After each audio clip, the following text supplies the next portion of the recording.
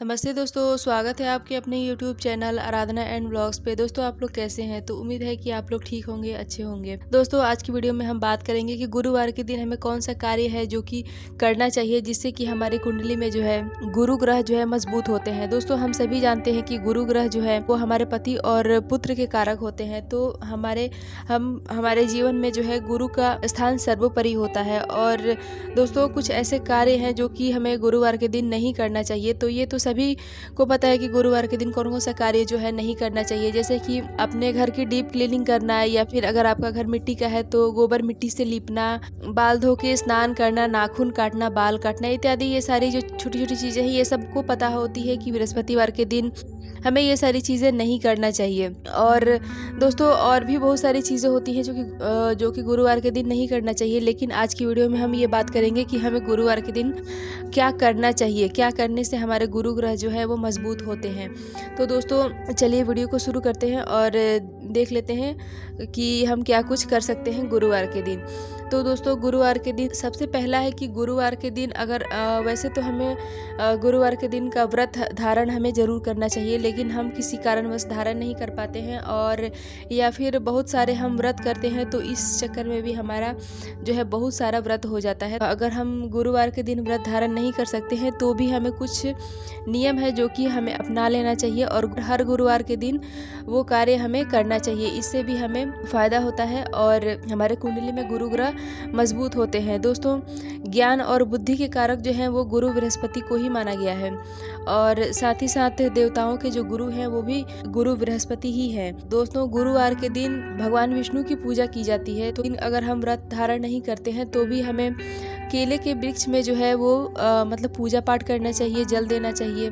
केले के पेड़ में जल देने के लिए आप एक लोटा में पानी लेके उसमें थोड़ा सा गुड़, चने की दाल डाल के और जो है केले के पेड़ में डाला जाता है। लेकिन अगर आपके पास केले का पेड़ नहीं है तो भी आप जो है तुलसी माता का जो पौधा होता है उसमें भी आप बृहस्पति भगवान का जो है पूजा अर्चना के निमित्त जो जल होता है उसको चढ़ाया जा सकता है। अगला है दोस्तों कि हर किसी के घर में जो है विष्णु भगवान का फोटो ज़रूर होता है किसी न किसी रूप में, चाहे आप विष्णु भगवान के कोई फोटो ले लें या फिर लड्डू गोपाल के स्वरूप में या फिर कृष्ण भगवान की किसी भी मूर्ति या फोटो के स्वरूप में जो है हमारे घर में विष्णु भगवान जो है वो विराजमान रहते हैं। तो गुरुवार के दिन हमें जो है विशेष रूप से चने की दाल, गुड़ का भोग लगाना चाहिए। साथ में भोग में तुलसी पत्ता अवश्य रखना चाहिए। ये तो हम सभी को पता है कि बिना तुलसी पत्ता के जो है भगवान विष्णु अपना भोग स्वीकार नहीं करते हैं, तो हमें गुरुवार के दिन ये चीज़ों का भोग ज़रूर लगाना चाहिए। अगला है दोस्तों कि आपके जीवन में अगर बहुत ज़्यादा कष्ट है, परेशानियां नहीं जा रही हैं, तो आप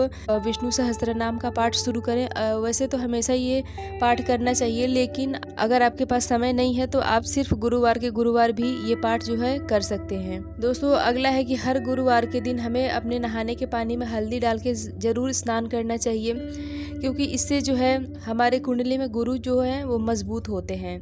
और साथ ही हमारे अगर घर में कोई तरह की परेशानी होती है, जैसे कि पति पत्नी में बहुत लंबी कोई लड़ाई हो जाती है या फिर बहस हो जाता है, मनमुटाव रहता है, तो इन सारी चीज़ों में भी फ़ायदा मिलता है। अगला है दोस्तों कि अगर आपके घर में आए दिन कलह कलेश बना रहता है तो आप इसके लिए एक छोटा सा उपाय कर सकते हैं कि हर गुरुवार के दिन जैसे कि आप स्नान कर लिए और पूजा करने से पहले भी कर सकते हैं या फिर पूजा करने के बाद भी। इसके लिए आपको चाहिए एक 5 दुर्वा या 7 आप कहीं से इंतजाम कर लें, क्योंकि दुर्वा तो कहीं भी आराम से मिल जाती है। अगर दुर्वा नहीं मिल पाता है तो आम का पलो भी आसानी से मिल जाएगा, तो आम का पलो ले लें। या फिर अगर आम का पलो भी नहीं है आपके पास तो कोई भी फूल होगा आपके पास, पीला फूल हो तो बहुत ही अच्छा, या फिर अगर पीला फूल नहीं मिले तो कोई भी फूल हो आप उसको ले लें, और एक लोटे में या फिर किसी भी कटोरी में हल्दी और उसमें गंगा जल डाल के उसको थोड़ा सा घोल बना लें और पूरे घर में छिड़के। जैसे पूजा घर से शुरू करते हुए आप आंगन में, अगर आपका आंगन है तो आप आंगन में छिड़क दें, और मुख्य द्वार पे तो ज़रूर ही छिड़के, सिर्फ आप टॉयलेट को छोड़ के आप हर जगह छिड़कें। ये जो है हमारे घर में शुभता लाता है। दोस्तों गुरुवार के दिन हमें जो है चना, मतलब भुना हुआ चना का सेवन नहीं करना चाहिए। खासकर दोस्तों जब हम यात्रा में होते हैं या फिर कहीं हम आ जा रहे होते हैं तो उस समय समय हमें याद भी नहीं आता और ध्यान भी नहीं रहता है, तो हम अचानक से कुछ जो चना होता है उसको हम गुरुवार के दिन खा लेते हैं। तो दोस्तों ये चीज़ हमें बिल्कुल भी ध्यान रखना चाहिए कि हम घर में हो या फिर घर के बाहर हों,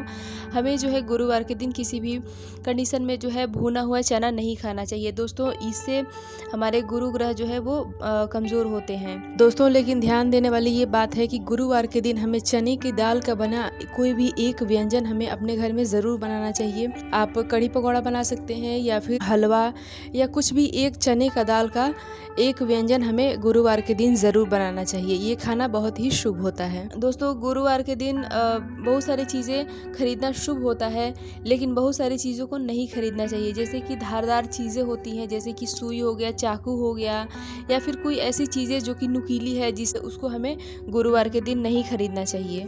तो दोस्तों हमारा वीडियो यहीं तक का है। उम्मीद है कि ये जानकारी आपको अच्छी लगी होगी। अगर ये जानकारी अच्छी लगी है तो वीडियो को लाइक करके चैनल को सब्सक्राइब करें और साथ ही अगर कोई सवाल है तो आप कमेंट ज़रूर करें।